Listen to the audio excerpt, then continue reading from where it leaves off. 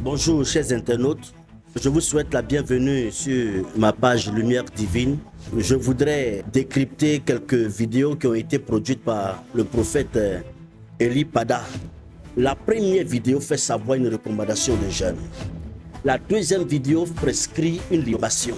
Lui qui accuse le président de se souiller de suer la Côte d'Ivoire de cette façon, demande aux chrétiens de poser une action pareille sous le prétexte que c'est la solution que Dieu lui a inspirée. Bonjour chers internautes, je vous souhaite la bienvenue sur ma page Lumière Divine et je voudrais décrypter quelques vidéos qui ont été produites par le prophète Eli Pada relativement donc à certaines choses qui sont liées à la spiritualité mais en rapport avec le président. Il aurait fait une vidéo dans laquelle il a dit que le gouvernement d'Alassane ou bien Alassane aurait libéré la sirène des eaux, bien fait rentrer la sirène des eaux dans le pays et qu'ils auraient dressé un mur ou bien qu'un mur se serait dressé et ensuite que 4 êtres auraient été libérés dans ce pays-là et que aussi qu'un hôtel aurait été bâti à la primature. Bon, c'est une vidéo que j'ai écoutée personnellement. J'ai pris le temps de l'analyser. Mais ici, je me trouve incapable de donner des détails explicatifs parce que il y a un peu longtemps quand même, il y a beaucoup de choses qui m'échappent à ce niveau. Mais ce sont des traits que je présente afin de rappeler ces détails-là de manière que ceux qui ont lu la vidéo se souviennent. Et moi, je fais, c'est une contextualisation. C'est pour situer ce que je veux dire à la suite là, dans ce contexte-là, que ce n'est pas indépendamment, ce n'est pas de façon aérolite que moi je parle. C'est sur la base de certaines vidéos qui sont comme les preuves dont je m'essaie pour m'exprimer. Parce que j'ai en fait quelque chose à dire. Et la deuxième vidéo, c'est relatif à la fête de l'indépendance en Côte d'Ivoire ici, qui aurait eu lieu à Bouaké. Donc l'homme de Dieu a parlé de ça comme pour indiquer que Bouaké a été choisi en connaissance de cause par le président.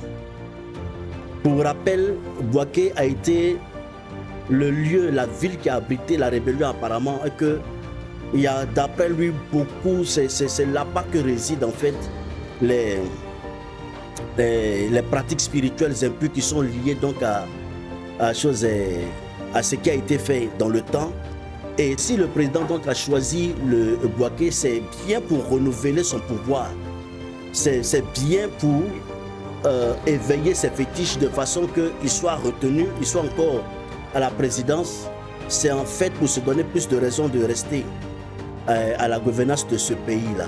Bon, c'est quand même embêtant. Pourquoi? Parce que c'est un homme de Dieu, je l'ai dit, dans certaines des vidéos, et lui-même n'a cessé de témoigner de l'appel qui est sur sa personne comme servant l'Éternel. De se trouver en train de jeter son dévolu sur une autorité, sur une personnalité importante de ce pays, sous le prétexte que par ses pratiques spirituelles impures, cette autorité-là souille l'atmosphère politique de ce pays, l'atmosphère sociale.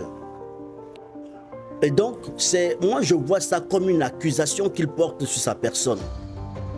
Et c'est certainement, peut-être que ce n'est pas avoué, mais c'est dans l'intérêt de ternir son image et de montrer à la face de la nation que cet homme politique-là est en fait le problème de la Côte d'Ivoire.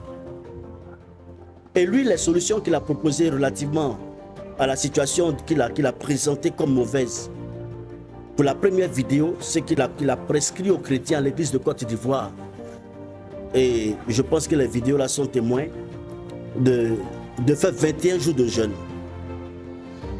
La manière dont il a présenté ce qu'il a dit, moi je dis personnellement que ça ressemble un peu à ce qui s'est passé en Égypte lorsqu'Israël s'y trouvait.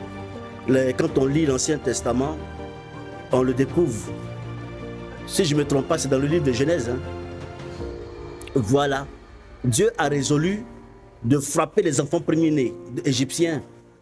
Et pour éviter que Israël, ses enfants, soient victimes, il a prescrit à Moïse de communiquer aux Israélites, de marquer le fronton de leurs portes respectives d'une tache de sang après avoir imbibé un linteau.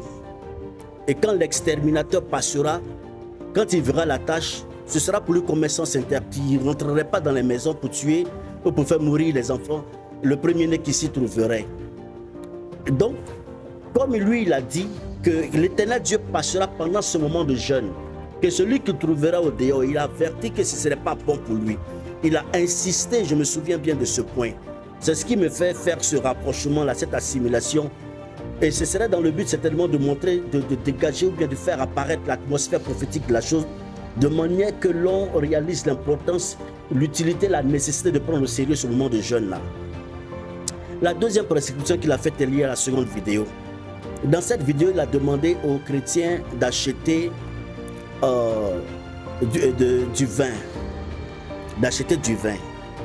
Que le vin qu'ils achèteraient représenterait symboliquement le sang de Jésus.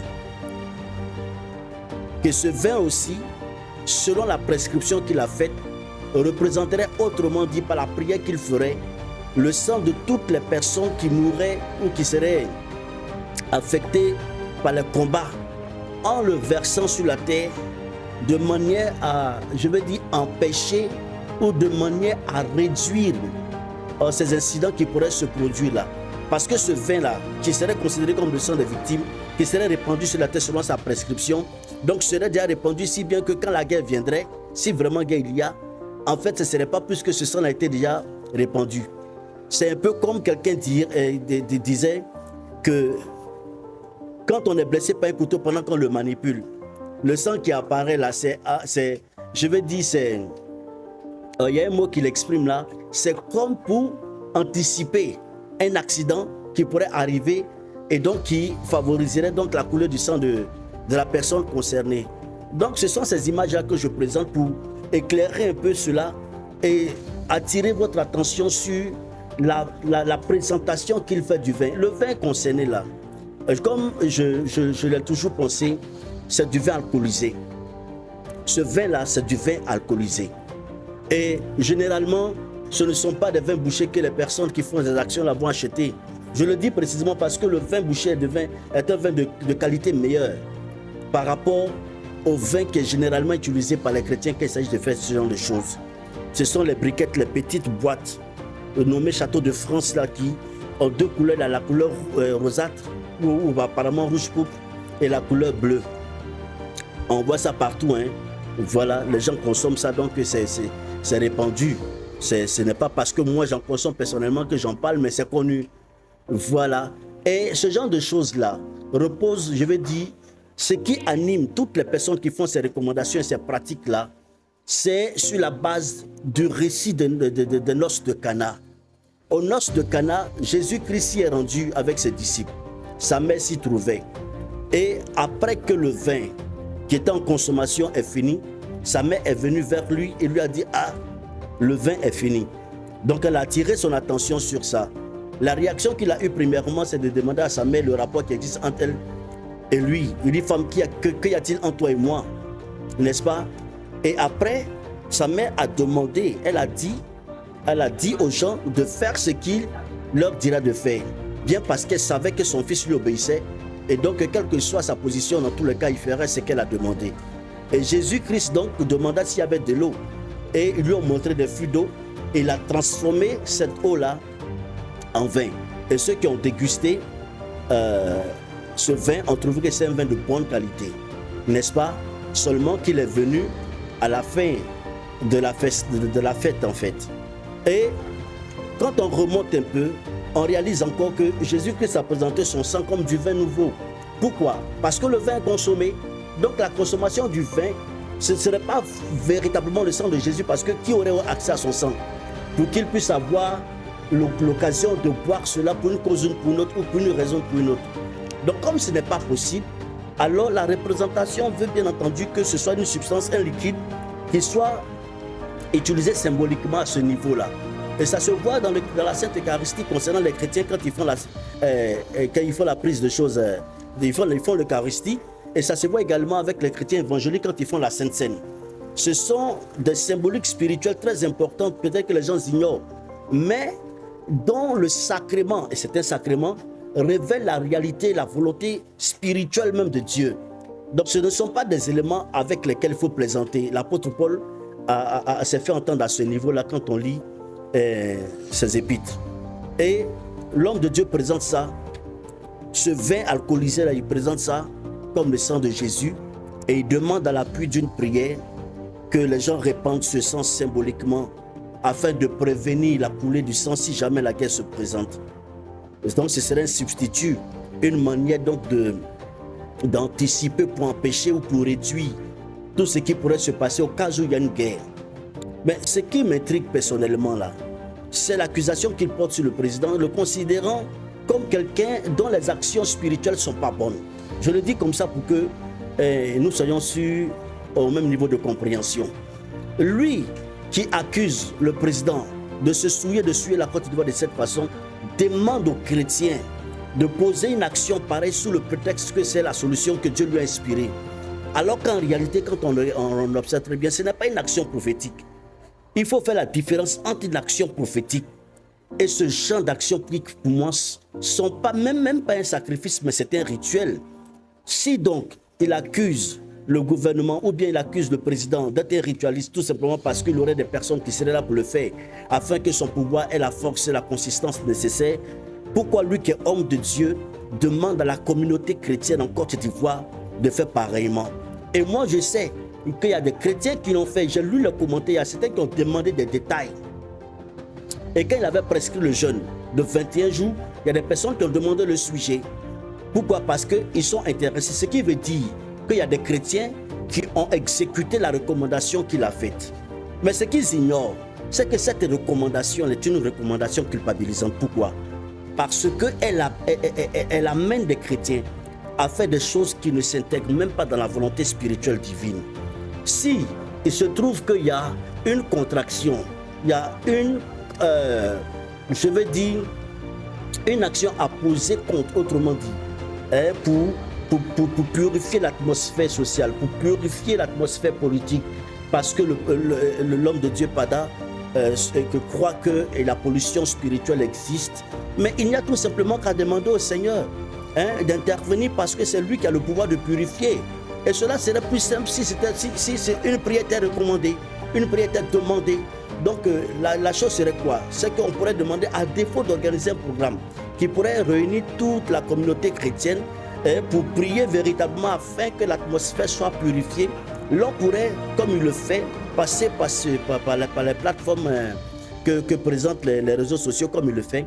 Voilà, donc il pourrait attirer l'attention des chrétiens sur ça en leur demandant de prier véritablement, d'appeler le Seigneur afin qu'ils interviennent du moins pour purifier l'atmosphère. De cette façon, ça paraîtrait plus sain, de cette façon, ça paraîtrait plus recommandable, plus acceptable, étant donné que c'est la voie et ce sont les moyens que le Seigneur, que l'Église recommande. Un chrétien ne doit faire que ce que l'Église recommande. Et moi, je suis vraiment choqué. Pourquoi? Et ça, j'extrapole.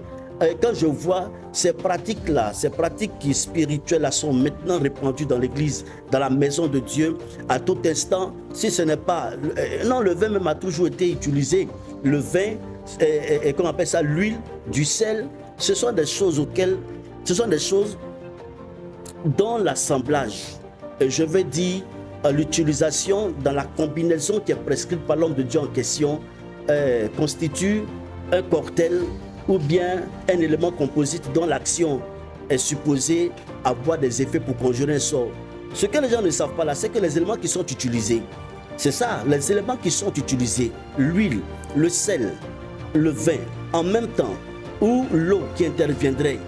Les gens ils pensent en fait que c'est une action prophétique, mais c'est un rituel. Et la prescription qu'il fait de répandre le vin comme le sang qui devra couler du moins, en vue de prévenir, est une libation qui est faite. C'est une libation, ce n'est pas une action prophétique. Et sachez que toute action pareille, avec les éléments qui accompagnent, met inévitablement en contact avec un esprit de la nature. Et les esprits de terre, puisque c'est à la terre et c'est sur la terre que vous répandez ce vin, c'est sur la terre que vous répandez symboliquement ce sang, comprenez que Dieu n'est pas dans la terre, Dieu n'est pas dans le ciel. Et donc cette adresse-là, elle est inévitablement faite à l'endroit d'un esprit que les personnes qui prescrivent ce genre de pratique-là ignorent. Moi, je le dis très clairement, c'est quand même dangereux. En voulant aider, en voulant susciter une solution, pourquoi? Parce qu'il voudrait que ce soit comme il l'entend, il serait en train d'amener des gens à se lier à un esprit sans le savoir. Oui, les gens peuvent dire ce qu'ils pensent, mais moi personnellement, je suis très convaincu que ces prescriptions-là ne sont pas des choses de l'Église. Ce que l'Église a laissé comme tradition, nous le connaissons, c'est l'huile sainte, n'est-ce pas? Et à quelques moments, je veux dire selon la circonstance, l'eau. Ce sont des choses très simples. L'Église ne s'est manifestée véritablement que dans la simplicité, afin de mettre la différence entre les pratiques spirituelles naturelles qui sont liées donc aux considérations, je veux dire,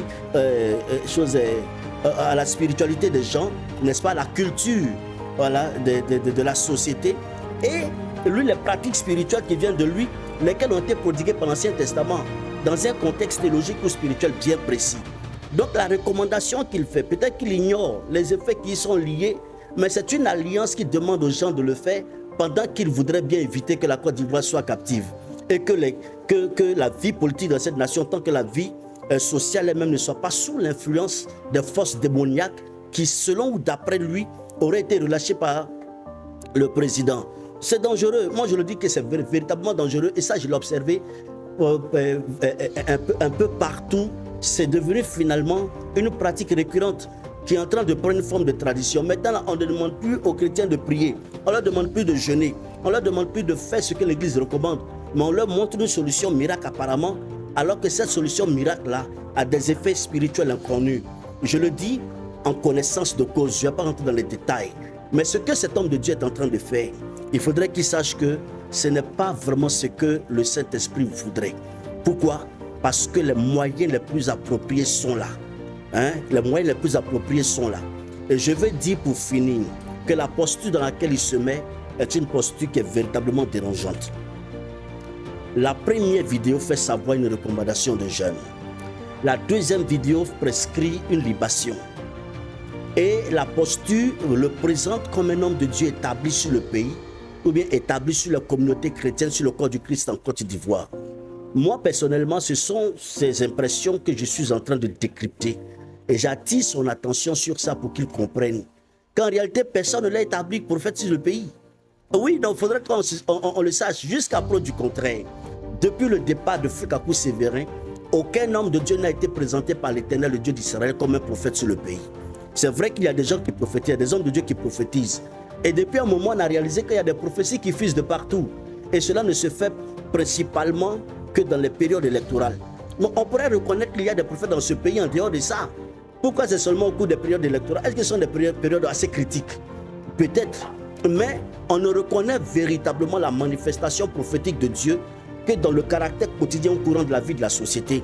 Pourquoi? Parce que le Seigneur observe et il a aussi une volonté qu'il veut manifester à ce niveau. Donc il peut susciter quelqu'un pour faire savoir sa volonté. Mais ce que nous constatons en Côte d'Ivoire, et moi je trouve que c'est très dangereux. Pourquoi? Parce qu'il y a des prophéties contradictoires. On ne sait pas celui qui dit la vérité. Tantôt les gens disent qu'Alassane sera chassé. Tantôt quelqu'un dit non, que c'est lui que Dieu a élu, il est béni. Vous voyez? Donc tout se manifeste là. Et du fait que personne n'a été établi véritablement. Donc qu'il ne se donne pas la posture de quelqu'un qui aurait été établi sur le pays pour prophétiser et pour conduire l'église de Côte d'Ivoire. Pourquoi? Parce que si c'était le cas, le Seigneur produirait tous les signes qui le prouvent. On a vu Kakou Sévérin, le ministère de Kakou Sévérin. Kakou Sévérin ne s'est jamais réclamé de quoi que ce soit. Il s'est contenté de faire ce pour lequel Dieu l'a appelé, n'est-ce pas? Mais tous ceux qui l'ont écouté ont reconnu qu'il était établi prophète sur le pays. Pourquoi? Parce que les vidéos, les programmes qu'il a organisés ont été émaillés ou étayés par des prophéties. Et ce n'était même pas dans une période électorale. Pourquoi? Parce que Dieu voulait parler. Pourquoi? Parce qu'il y avait des problèmes à résoudre. Et donc, si ce n'est pas le cas, depuis qu'il est parti, jusqu'à preuve du contraire, aucune personne n'existe en tant que prophète sur la nation. Et moi, je dis personnellement qu'aucun homme de Dieu, qu'il soit prophète ou pas, n'a le droit de se prévaloir sur l'échiquier prophétique de ce pays-là comme un prophète établi. Malheureusement, je suis en train d'observer que le prophète Eli Pada a cette prétention. Il n'est qu'un simple prophète qui a été établi sur la communauté que Dieu lui a confiée, que Dieu lui a donnée. Et donc, s'il y a des prophéties, n'est-ce pas, qui recommandent de jeûner, peut-être que ça le concerne lui et sa communauté, n'est-ce pas? Et donc, si ça concerne la Côte d'Ivoire, il n'a qu'à tourner ses regards vers les membres de sa communauté, leur soumettre cela, tout simplement parce que c'est comme ça qu'il faut procéder, n'est-ce pas? Que de se prendre ou de se présenter comme quelqu'un qui aurait été établi et quelqu'un donc que Dieu aurait envoyé, alors que tous ceux qui observent ne voient en fait qu'un simple homme de Dieu. La grâce que Dieu lui a faite, c'est de prophétiser, n'est-ce pas, au-delà de la Côte d'Ivoire. Pourquoi? Parce que c'est l'appel qui est sur sa vie, c'est la bénédiction de Dieu manifestée au travers de lui. Et la majorité des prophètes des prophéties qu'il a données à ce niveau se sont accomplies. Pourquoi? Parce que c'est la volonté du Seigneur. Mais concernant la Côte d'Ivoire, moi je crois bien qu'il faudrait qu'il y ait assez de restrictions à ce niveau, tout simplement parce que le choix de quiconque pour organiser l'église de Côte d'Ivoire, pour conduire l'église de Côte d'Ivoire, pour attirer l'attention de l'église de Côte d'Ivoire sur la volonté prophétique de Dieu, dépend strictement du Seigneur. Et quand le temps s'accomplira, il enverra celui qu'il aura élu.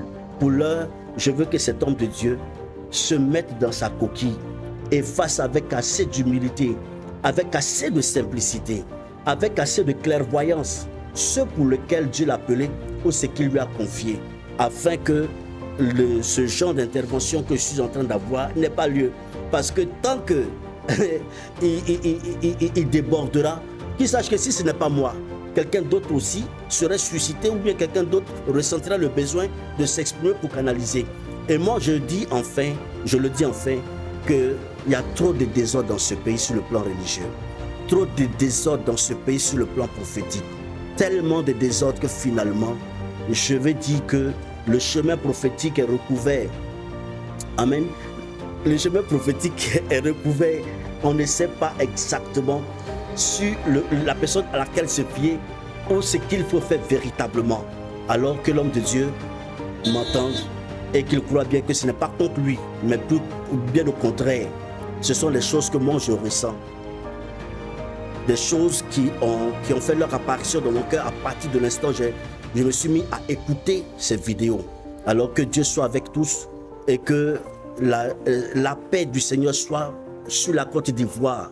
Mon souhait personnellement, c'est que tout se passe convenablement, que nous soyons dans la tranquillité et que l'Éternel, le Dieu d'Israël, soit glorifié dans ce pays au nom de Jésus.